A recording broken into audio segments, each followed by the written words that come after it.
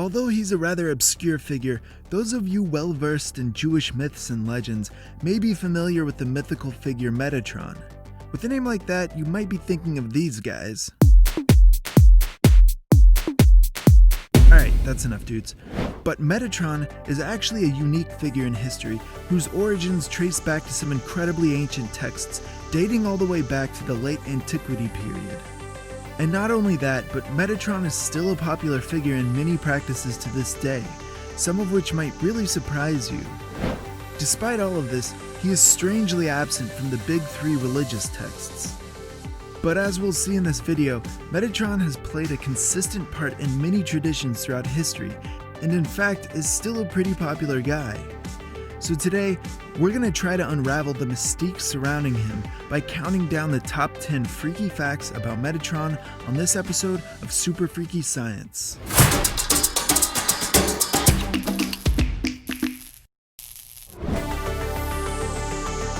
Metatron is no doubt a mysterious figure. Even though his mention is largely absent from the big three religious texts, he's in fact a very prominent recurring figure in many other ancient texts throughout history. Both Christian mysticism and Jewish mysticism portray Metatron as a very powerful entity closely tied to God himself. But mysteriously, there's very little confirmed mention of him in the Bible, Quran, or Torah compared to, say, Archangel Michael, who gets all the attention. The exact reason why Metatron isn't discussed much in the big three religious texts is his source of major debate for scholars. But one thing is for sure, Metatron has been a topic of much fascination for nearly 2,000 years.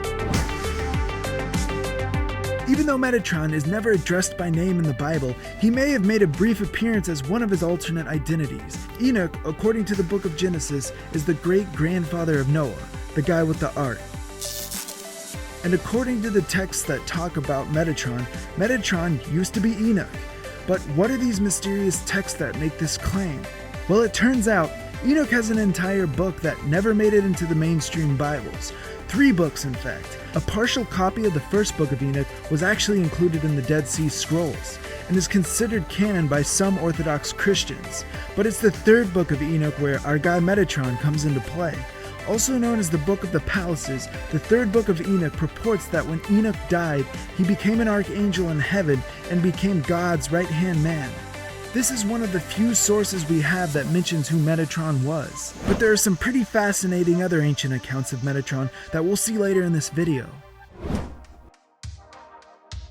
Speaking of Metatron being represented as God's right-hand man, this idea is taken even further by the fact that scholars have found Metatron referred to as the lesser form of the Hebrew word for God, Yahweh. This nickname, which can be described as Lesser Yahweh, is found throughout multiple ancient sources ranging from not only the 3rd book of Enoch, but also in ancient texts written by rabbis. This is a pretty big deal as far as symbolism goes, and we'll soon find out. Some religions see this as blasphemy in the most literal form. While we're on the subject of ancient Hebrew and blasphemy, this next fact is not only puzzling, but it's strangely related to the age-old symbol of the devil, 666. In the ancient Hebrew language, words could be given a numerical value, and scribes often use this trick to convey a double meaning behind a word. For example, scholars believe that this is where the significance of 666 mark of the beast was derived from in the Christian book of Revelations. Using this same technique, the Hebrew word for Metatron is numerically equivalent to the ancient Hebrew word for God. This is pretty significant since many believe that this technique was considered a sacred and secret way to share knowledge.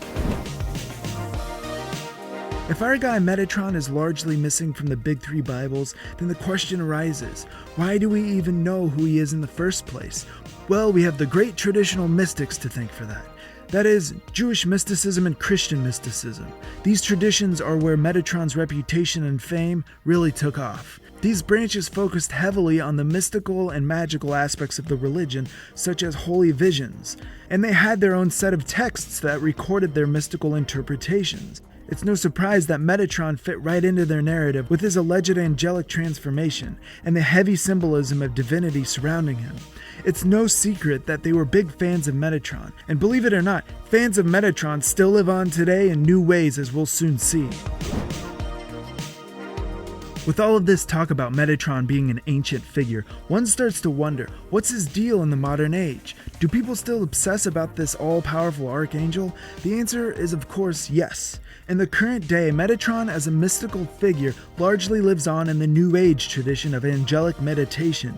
This is a rather new evolution of human and angel relations, where spiritual healers will teach followers how to go into a meditative state and call upon angels for healing and help. Metatron is of course a popular figure in this practice. Those who participate in this practice believe he has the power to clear out negative thoughts and energy. Everyone knows that once you get fans out there, there's gonna be some haters, and you don't just walk around saying you're the lesser Yahweh without attracting some negative press. And for Metatron, that negative press comes in the form of a serious accusation: blasphemy. Some of these texts go so far even to say that Metatron takes on the Hebrew gods' day-to-day tasks. Regardless, this kind of portrayal is a little too godly for the fundamentalists, which is why they regard Metatron worship as a blasphemous obsession. There's a lot of complaints from this crowd about the New Age use of angels, so poor Metatron just isn't official enough to make the cut for them. Let's take a break from ancient religious texts and interpreting ancient Hebrew for a sec. Let's leave the scholars and academia behind for a minute and head up Hollywood. Welcome to Hollywood. What's your dream? Everybody comes here. This is Hollywood. Few characters, historical figures, or angels for that matter, have had the absolute honor of being portrayed by the late and great Alan Rickman. And in 1999's Dogma, Metatron was done that pleasure. The flick follows the adventures of two fallen angels trying to get back into heaven using a loophole in Catholic dogma. When things get serious, Metatron is sent from heaven to hell. Behold the Metatron, herald of the Almighty and voice of the one true God. Oh, sweet Jesus, do you have to use the whole can? He's portrayed as an all-powerful angel who has a deeply personal relationship with God, not too far off from what our friends the mystics say. In addition to his appearance in angelic meditations, Metatron shows up once again in another New Age practice, sacred geometry. While the practice of sacred geometry itself is ancient, its revival in the modern day is very much tied to the New Age movement. And one of the most powerful symbols in modern sacred geometry is known as Metatron's cube. It's a complex mixture of circles and connecting lines that make up numerous hidden shapes with different significance. New Age practitioners believe the shape has metaphysical powers to cleanse one's mind of negative thoughts. It is apparently named after Metatron because of his alleged role in connecting humanity to the divine. Everyone knows you wouldn't be a true archangel if you don't make an appearance in an apocalypse book. And Metatron did just that in the 7th century CE when the Apocalypse of Zerubbabel was written. Confusingly enough, the book was written around 630 CE, but it is set in the 6th century BCE, around the time of the beginning of the Jewish Second Temple. In the book, Zerubbabel is shown an end-of-days vision with Metatron as his tour guide. In true biblical apocalypse fashion, Metatron shows his guest around an apocalyptic future where a statue of the Virgin Mary gives birth to the Jewish equivalent of the Antichrist.